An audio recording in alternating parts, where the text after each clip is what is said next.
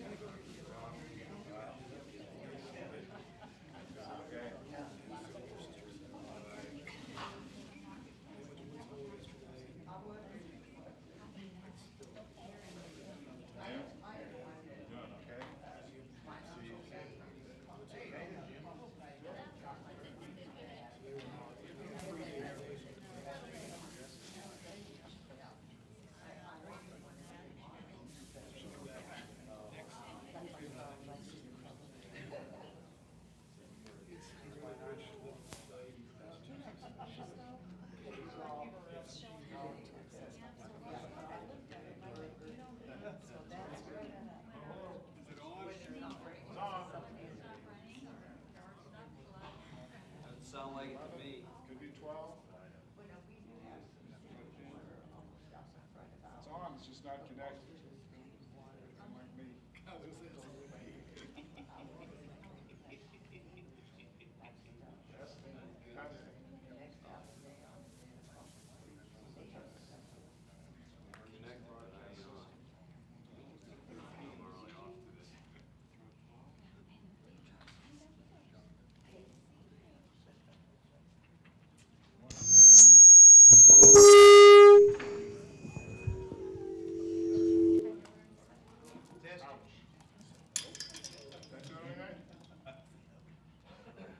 For my next trick.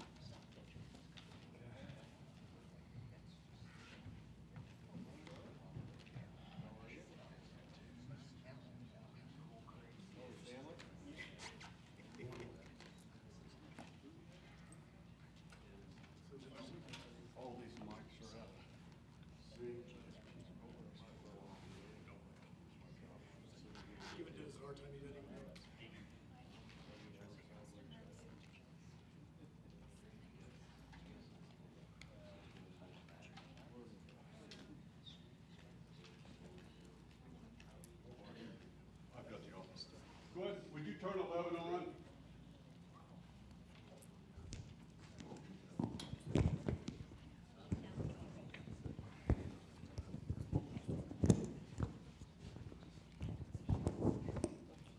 All right. We should be connected. That was a lot of work. Now we're out of time. We started last Sunday talking a little bit about the life of Moses, and we began with a quote from one of the old-time preachers named F.B. Shrigley, who said, "I think biography is interesting and also profitable. More of the history of the world is made up in what men and women have done. There is more space in the Bible given to Abraham and his acts than is given to the history of creation in the world for 2,000 years. The good deeds of men should be related as an encouragement to others to do likewise." And certainly there's more said about Moses than there is said about Abraham. And we talked a little bit last week about some of the lessons we learned from Abraham, or rather from Moses in the New Testament, and the importance of applying those lessons.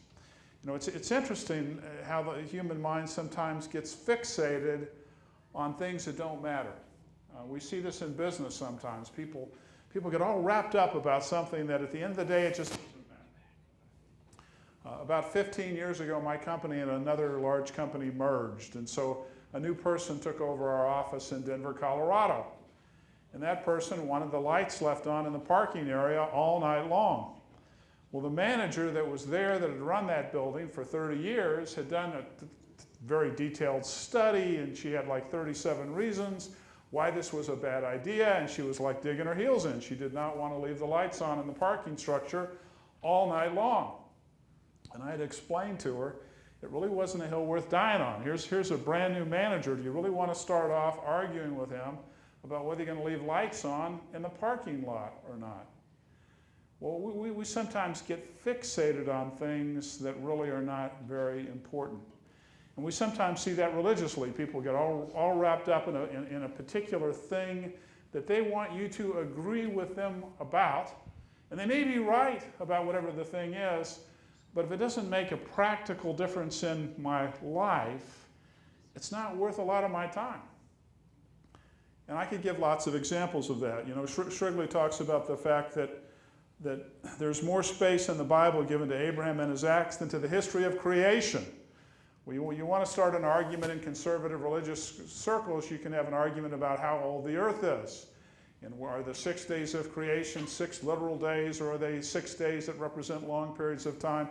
When all that's done, if I have the absolute right answer on whatever that is, does that change my life in any way, shape, or form? Does it make me a better person? Does it make me a better Christian? Does it make me a better husband, a better father, a better worker?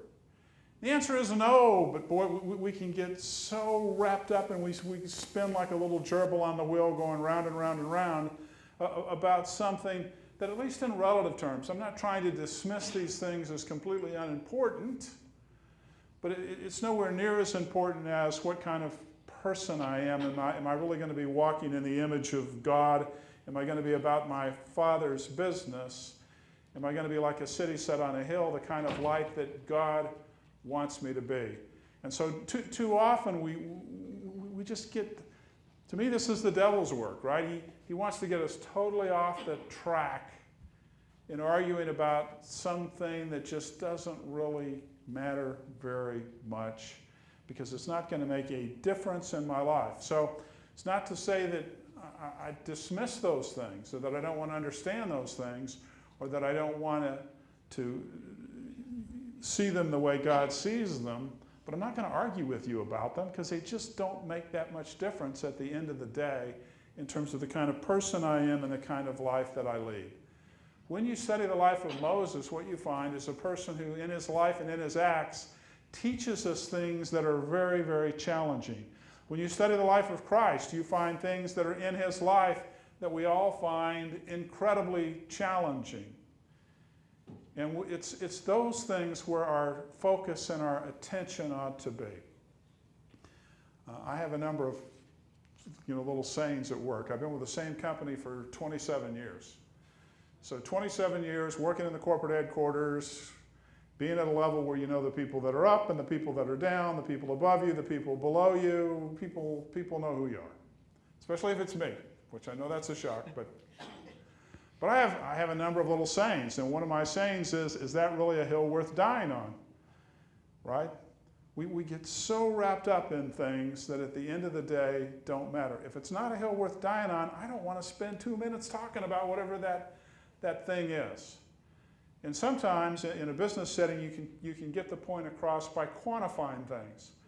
I'll have an argument or a discussion with somebody, and they're really wanting X or Y, and I'll stop and I'll say, well, how much does that thing cost?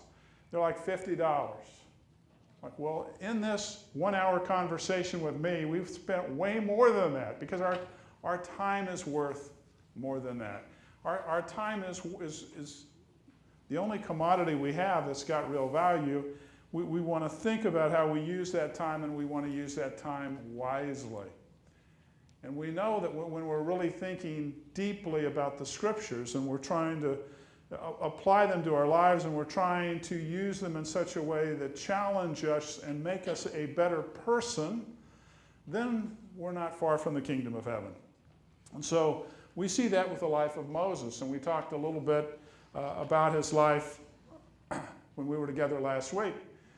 It's an interesting life, isn't it? It's, as we like to say, it's a kind of life you could make a movie about, and they've made lots of movies about the life of Moses. Pharaoh, at that time has become very concerned. There has arisen a Pharaoh that knows not Joseph. That is, it doesn't remember the reason why the children of Israel are there, and the fact that Egypt and civilization as a whole was substantially preserved from the results of a terrible famine by the work of Joseph.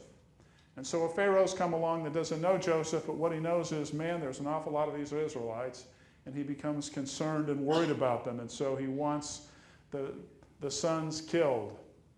And of course the midwives will not comply with that order, and they come up with an excuse. They actually tell a lie, don't they? Because they say, those Israelite women, they're so quick to give birth that by the time they get there, the baby's already born, and too late, we can't take the child's life. And Pharaoh buys that particular story. But then the pressures applied more and more. And so finally, when Moses is born, he's hidden as long as he can be hidden. When he can't be hidden anymore, his mother puts him in for lack of a better term, a little small boat, a floating bassinet, we might say, and puts him in the river and tells his sister to watch and see what happens. And lo and behold, he's discovered by the daughter of Pharaoh and adopted into that family. And he spends 40 years as a member of the royal family. And as messed up as royal families are in the age in which we live, and as bizarre as so many of the things that we become fixated on as Americans about royalty, they were way more bizarre then, and they had the power of life and death. What we have in the modern world is a very hollow shell of the kinds of things that existed. And in Egypt, they literally thought that Pharaoh was what? God, right? God. And, in our own culture, United States is here because of the British Empire, right? And in our own culture, the kings of England, they didn't quite say they were God, but what did they say? Well, more than sovereign, how did they get to be the king? Divine right. What does divine right mean? God picked them, right? This was a very deeply held belief. And then there were a few British kings, killed in battle, but then along comes Oliver Cromwell. And if you remember your English history of the 1600s, what does Cromwell do? Takes over Parliament, and he explains to the king there is no such thing as divine right, and they have a little trial, and Charles the First becomes the first king of England to be beheaded by the people, right? But this business of divine right, Charles, till the day he dies, is convinced he's there by divine right. So whether I think that I'm God or whether I think that I'm there because God has put me there, these were positions of incredible power, incredible importance, and everything about them was appealing. Whatever you wanted, you had. The Hebrew writer says that Moses chose what? Gives up the pleasures of sin for a season and to do what? Suffer ill treatment. Now, for most of us, if we have a choice, on the one hand, pleasure, on the other hand, ill treatment, what are we going to choose? We're going for pleasure like 99.9% of the time. Here's a man that spends 40 years in the royal family. And of course, we know the story. He sees an Egyptian abusing an Israelite, and what does he do? He kills him. After doing what? He looked. The word in the text is he turned both ways, right? He's making sure nobody's watching because he's going to kill this man. And he kills him, buries him in the sand. But the thing becomes known. Did you ever wonder how the thing became known? I mean, he looked both ways. It's kind of flat country. Who do you think ratted him out? I think the fellow who was being abused ratted him out personally. But in any event, he gets ratted out. The thing becomes known. Pharaoh's not happy about it. Moses basically runs for his life, and he ends up in Midian. And he spends the next 40 years of his life basically herding sheep. So you go from, you're in the royal family, right? The closest thing that we could think of in our own mind is, Edward VIII, who was the king of Britain when the British Empire is at its peak. On British coins it says, Dea Gratia, by the grace of God, Rex, King of Great Britain and Ireland, and Emperor of India. That was Edward VIII. And what does he do? He gives it all up for, quote unquote, the woman that he loved, right? He didn't exactly live in poverty, though, herding sheep for the rest of his life. So here's Moses, herding the sheep. He's living with his father-in-law, whose name, remarkably enough, is Jethro. It's hard for me to say the name Jethro and not think of Jethro Bodine, right? But this Jethro was no Jethro Bodine. He was a person of substance, a priest of Midian who has 7 daughters, and Moses becomes his son-in-law. And now Moses is herding sheep for 40 years. Now, do you wonder what he's thinking about as he's herding the sheep? Is he thinking about what his life was like in Egypt? We don't know. When you're writing biography, there's so many things that you wish you knew that you almost never can know. And here we don't really know what he was thinking, but as he's out, he sees the burning bush, and God begins to talk to Moses out of the burning bush. And what does God want Moses to do? What's that? Lead the people out of slavery. He wants them to lead the people out of slavery, which seems to be kind of what Moses was sort of disposed to do 40 years before, right? But how eager does Moses seem now to do it? Not really very eager at all. Is the life of a shepherd that good that you're not wanting to? I don't know. I don't know what the thinking is, but suddenly he doesn't feel up to the task, and as God is calling him to do this work, he begins to make excuses. That's pretty common, isn't it? And while others would call what we're doing making excuses, we would call it what? Justification. Even better than justification would be, these are just good logical reasons, right? I'm not making any excuses, I'm just giving you the facts here. I'm just explaining why you're confused to try to ask me to do fill in the blank. God wants Moses to go. In Exodus chapter 3, starting with verse 10, he says, "Therefore now come now, I will send you to Pharaoh, that you may bring my people, the sons of Israel, out of Egypt." Seems like he was pretty disposed to do that. He gives up the royal family. He gives up the ideal life of the ancient world. He kills a man. You'd think he's going to say, sign me up. No, 40 years of hanging out with the sheep, I think he's just decided, I've had enough trouble. Let somebody else do it. I think that's what's in Moses' mind. Moses said to God, "Who am I that I should go to Pharaoh, that I should bring the sons of Israel out of Egypt?" What's he really saying? It's pretty intelligent, actually, I think. It seems pretty intelligent, doesn't it? Go take on the Russian army, Craig.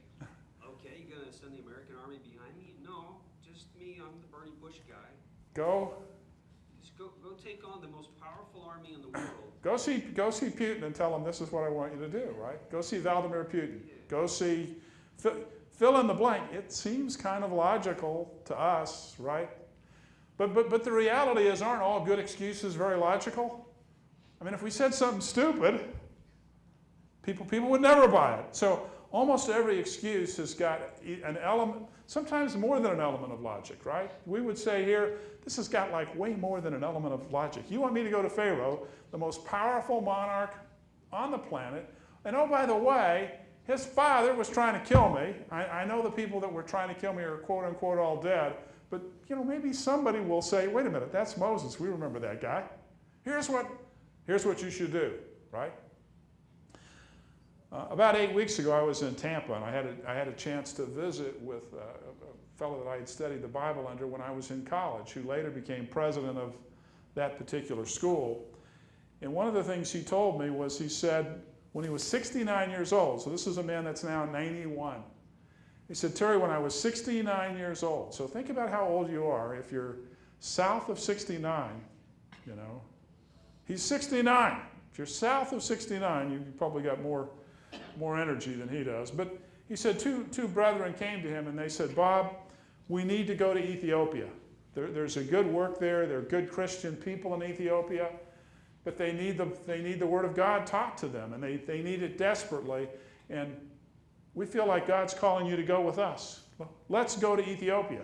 Does anybody know where Ethiopia is, by the way? Northern Africa? It's more north than south. I'll grant you that. You know where it's across the Gulf from Saudi Arabia. Ethiopia is in East Africa. That's a long way from Tampa. My friend lived in Tampa.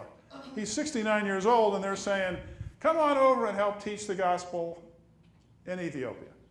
And so what does he do? He begins to give good reasons. And these reasons, by the way, every one of them was true. He had like 4 of them. One of them was, I'm too old. I'm 64, and I feel like I creak when I walk. Getting on a plane, flying to Ethiopia? He said, I'm too old. He said, it's too far away. He said, I don't speak the language. He went through all these things, and he goes back and forth, and he tells them, no, no, no, no, no, I'm not going. And at the last minute, he changes his mind. And he decides, all right, I should go. And he told me because he delayed so long, his plane ticket cost twice what everybody else's cost because he bought it at the last minute. So he goes to Ethiopia. He's teaching people and preaching to people, and he's been there for 2 or 3 days. And he said, one night I'm sitting in my room with one of the guys that encouraged me to go, and he goes, it's such a small room. We've got these 2 single beds. We're each sitting on the end of our single bed, and our knees are like interlocked. He goes, this is how small the room is. And I'm telling my friend, I'm saying to him, Harry, I was right.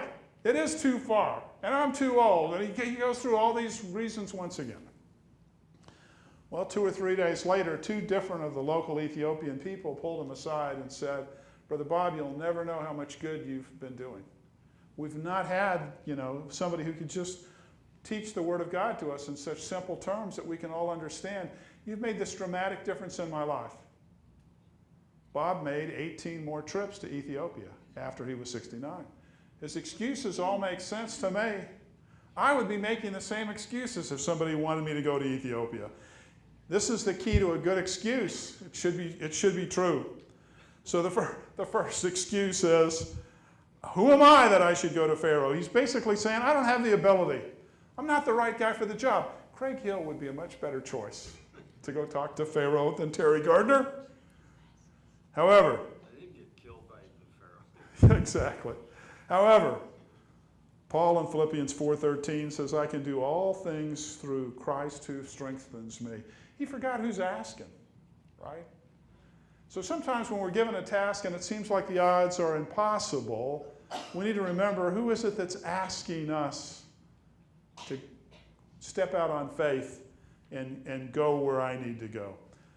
Moses is saying, I don't have the ability, but God is the one that's calling him. And what does God know about my ability? He knows all about my ability. He knows what I can do. He knows what I can accomplish. He knows what I'm capable of. God knew that Moses was the right man for the job. Excuse 1, I don't have the ability. Excuse 2, I don't know what to say. How many times have we felt that? Moses said, behold, I am going to the sons of Israel. I will say to them, the God of your fathers has sent me. Now they will say to me, what is his name? What shall I say to them? How can I answer these questions? How many times have we been in a situation where we know we need to talk to person X about situation Y, and we've delayed because we say, I don't know what to say. What if I don't say it right? What if I hurt their feelings? What if they don't like me anymore? What if they get mad at me? And by the way, all of those things can happen, can't they? All of those things can happen. When I was on the same trip to Florida, there was a receptionist who had shared some information with me, and we got to chatting on the phone, and I told her I was going to be in Florida. And she goes, well, when you come up and see me. So when I went up to see her, she was not wearing masks. This is back in May in Tampa when things were quite a bit more unsettled than they are at the moment. And so I asked her what I always ask people in that situation, which is, have you been vaccinated? To which she said, I haven't been vaccinated and I'm not going to be vaccinated, and I don't believe that the vaccine is a good thing. And I'm thinking about Greg Garrison. And I began to preach to her, and maybe not with the best possible tone, but I felt like you need to hear this information. You need to understand that things are still dangerous. You need to do what you need to do. Now, most of the time, we have our little filter. We think, I don't really know this person. She could get mad at me. They're all the things that go through our mind. And so it is about those things that are spiritual. We know sometimes we need to be sharing those things that are spiritual, and we feel like I don't have the ability, or there's somebody else who's got more talent or more skill. And yet, what do we see in the life of Christ when he's sharing things that are spiritual? I mean, there's no technical art to it. When he talks to the woman at Samaria, how does he begin the conversation? Give me something to drink, right? If we're passionate about whatever we want to talk about, we find a way to work that in. I'm always amazed at the number of sports call-in shows that are on and how they fill hour after hour after hour with sports call-in stuff. And oh, by the way, when they pontificate about whatever they pontificate about, do they ever pontificate with much doubt about what's going to happen? It's like they know. You know, right now, if you're following the NBA playoffs at all, you know that Phoenix is up 2-0. And one guy was like, Milwaukee's done. They're going to be swept 4 straight. And another guy with just as much certitude said, you're completely wrong. It's going to go at least 6 games and maybe 7. And what do they really know about it? The great golfer Sam Snead, who was one of the 10 or 15 best golfers that ever lived, was once asked, Sam, if you weren't a golfer, what would you do for a living? And Snead thought for a minute or two, and he said, I'd be a political cartoonist. They said, well, why a political cartoonist? He says, you only need one good idea a day. And then he scratched his head for a minute, and Sam was a Southerner, with that Southern drawl. He said, no, wait a minute. He goes, I'd be a sports columnist. They don't need any good ideas. We have this kind of certitude sometimes about things that we don't really know anything about. And about the things that are really important, sometimes we don't want to say anything for fear of hurting someone's feelings. And what we're really afraid of is what? We're afraid of rejection. We're not afraid of what it's going to do to them. We're afraid of what it might do to me. What if they don't believe me? What if they don't really accept my story? I don't know what. So this is sort of a part of this excuse. I don't know what to say. It's interesting that in the book of Acts, Moses was described as being great in words and deeds. It's also interesting to me that as human beings, most of us do have a genuine fear of speaking, right? For three years, I taught speech at Indiana University as part of the adjunct faculty. And I would begin my class every time by saying the number one fear that most Americans have is speaking in public. And dying is only number 4, right? So, again, the roots in a lot of these things, they're part of all of us. You can just sort of feel for Moses. If you were in a situation, wouldn't you be thinking the same way Moses was thinking? Wouldn't you be feeling the same things that Moses is feeling? And yet, we know that God never calls us to perfection, but he does call us to action. It's not a matter of whether I'm perfect or not in what I do. It's a matter of me making the effort to be about my Father's business and then leaving the results to God.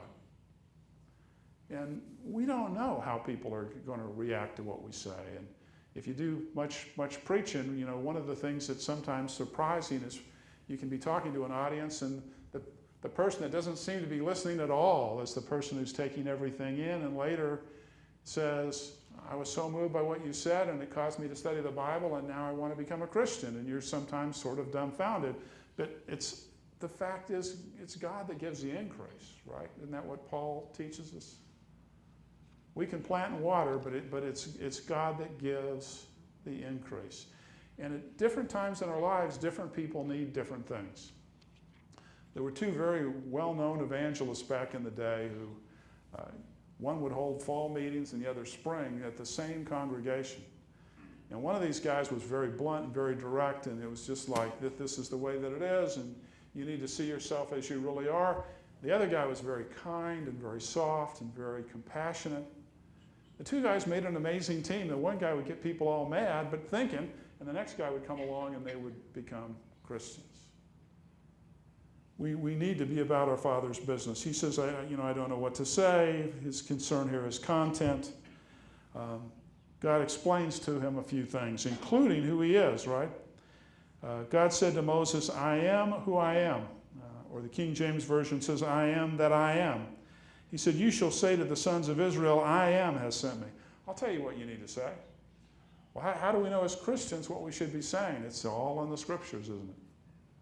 This is why the Bereans were considered more noble than those of Thessalonica. They searched the Scriptures daily.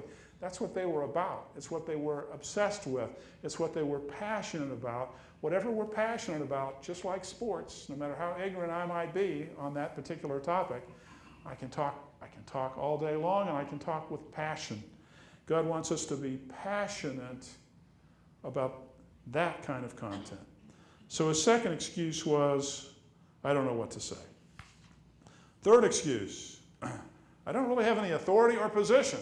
This kind of ties in with what Craig was saying. I show up to tell the Russians what to do, and they're like, who in the world are you, and what have you been doing lately? Well, I've been herding sheep for 40 years. Well, come on in. Let's talk. No, it doesn't work that way. It doesn't work that way at all. He's saying, I don't have any position. Exodus chapter 4, they will not believe me or listen to me, to what I say. They may say, the Lord has not appeared to you. That's also a very logical question, isn't it? If I show up and start telling you the Lord's appeared to me, and oh, by the way, here's what I'd like you to do. What is in your hand? He says, a staff. Throw it on the ground. He threw it on the ground. It became a serpent. He sticks his hand in his garment, pulls it back out. It's leprous. God gives him miracles. Those two miracles plus what's going to be the first of the 10 plagues, turning the water to blood. Basically, God's saying, I'm going to give you your credentials. When you show up at the court of the king of Egypt, and they say, who are you? You're going to say, I'm speaking for the I am that I am. I'm speaking for the eternal God, and let me demonstrate God's power. And one of the things that you see fairly quickly as the plagues begin to become more and more severe is the magicians of Pharaoh say to Pharaoh, this is the hand of God, right? God's going to take care of that. I don't have to worry about authority or position if I'm speaking the message that God wants me to speak. How hard is that for us to do?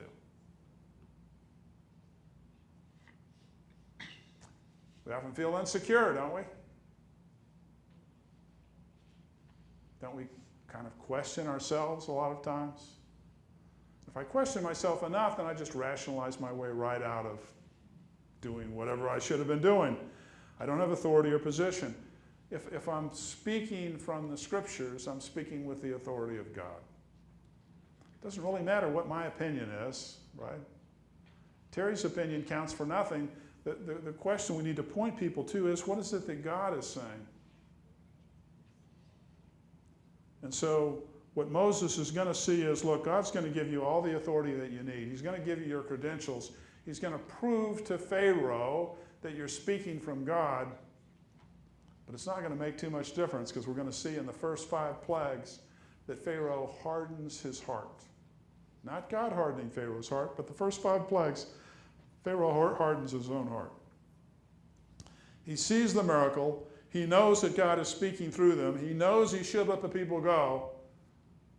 But human pride gets in the way.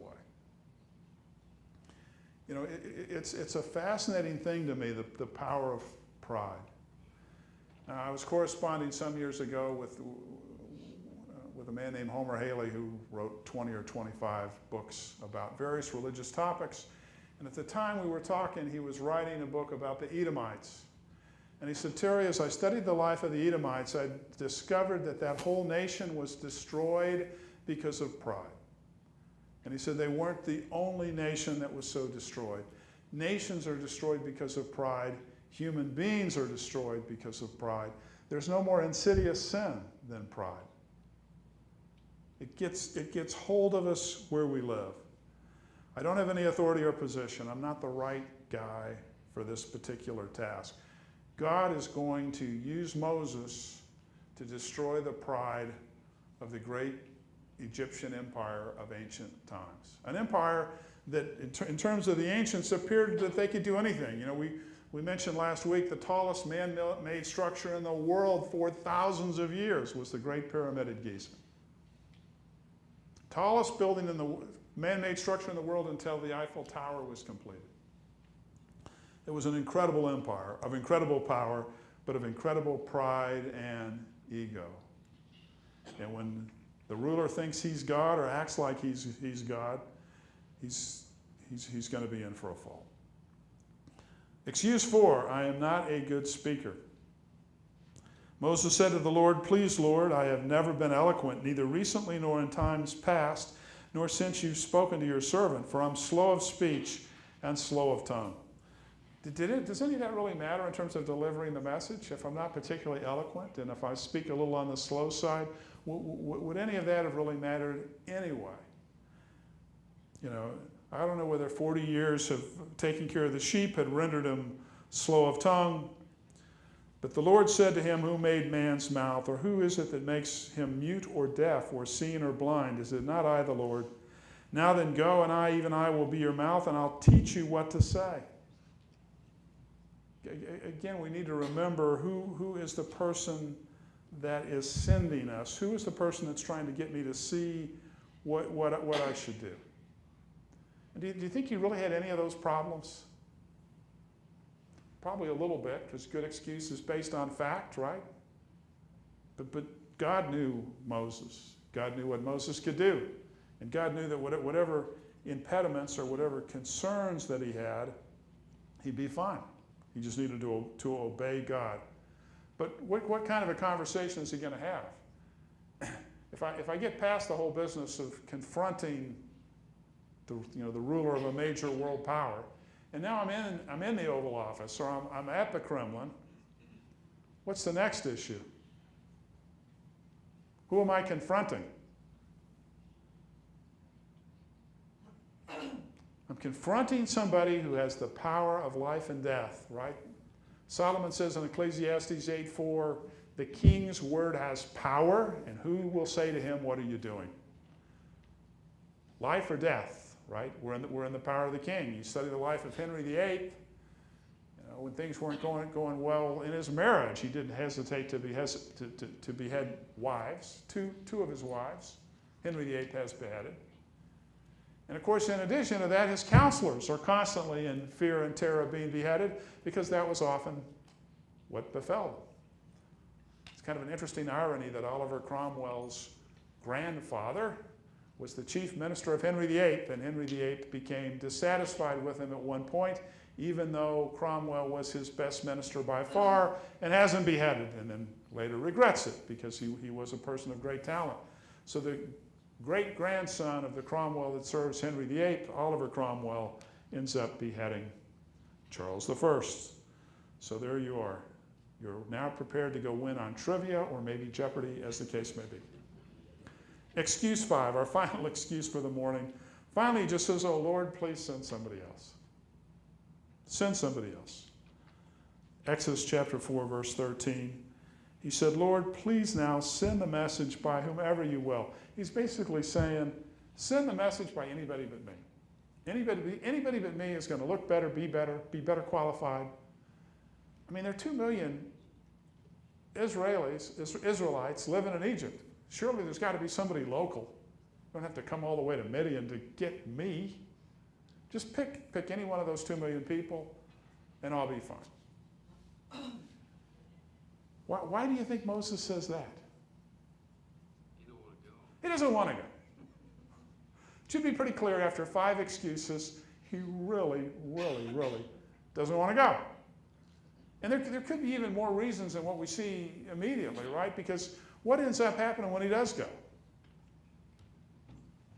Doesn't work out so good at first. Doesn't work out so good. Nobody's really listening to him. And how happy are the children of Israel that he's come to save the day? They're not happy at all. They begin to criticize everything Moses does. Yeah, they And why was it that Moses fled the land of Egypt to start with? He was a wanted man, and it at least appears to me that probably that's because some Israelites couldn't keep their mouth shut. I don't think it was an Egyptian that saw him. He knows these people. You see, sometimes when we begin to make excuses, it's not because we don't understand what the situation is. We understand the situation perfectly. I'm surprised he just doesn't say, well, no thanks, I'm not, just say no. Well, But it's pretty powerful being in front of him. I guess he's scared. you know, verse 14, after he says, send the message by whomever you will, it says, then the anger of the Lord burned against Moses, and he said, is there not your brother Aaron the Levite? I know he speaks fluently.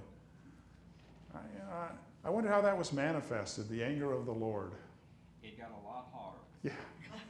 You know, was the tree suddenly like shooting flames 50 feet, 100 feet in the air? I don't know. Yeah. Moses got the message. Moses, you're the man for the job, and I'm not taking any excuse. You're going to go. It kind of reminds you of the story of Jonah, doesn't it? You could die now, you could die later. I'll pick later. Jonah doesn't want to go, and part of the reason Jonah doesn't want to go is he knows exactly what's going to happen. And he doesn't like it. That happens to us sometimes. We know exactly what God calls us to do. We know exactly what we should be doing, but we also know exactly how it's going to turn out, and we don't like the way it's going to turn out, and so we would just prefer somebody else go. And sometimes we do try to say no, like Jonah, you know, who not only tried to say no, but tried to run away from God. There's a lot in all of this, I think. Somebody once said that you're either moving forward or backward, or you're on a treadmill, and that procrastination and making excuses put us on the treadmill of life. Sometimes all the time that we spend thinking up excuses, if we use that time constructively, the task would have been done and over. So how do we avoid this? And I think the answer is pretty clear. And to me, there are two key things. I need to fortify myself with prayer and renew my mind with the Word of God. And then I need to act. If I'm constantly in prayer to be about my Father's business, and if I'm constantly studying those examples of those great men of faith that we find in Hebrews 11, every one of whom acted, then I get over all of the excuses. Terry? Yes, sir. It's interesting, God never said, Moses, you're wrong. You can speak. Moses, you do have credibility. You do have. Paul says in 2 Corinthians that we have this treasure in earthen vessels so that God gets the glory for it. If Moses had been an eloquent speaker and very great reputation, etc., then who gets the glory for what happens? Yeah, so here Moses is completely unknown to the current Pharaoh, right? The shepherd from Midian is here. And what's God determined to do? He's determined to lead the children of Israel out of Egypt with a mighty hand and to destroy the pride of the Egyptians and their arrogance. And we'll see more about that as we move on. Any other comments or questions or thoughts? All right, well, this is as good a place as any to put a pin in it and stop for next time. But we will resume lessons from the life of Moses next Sunday. Thank you.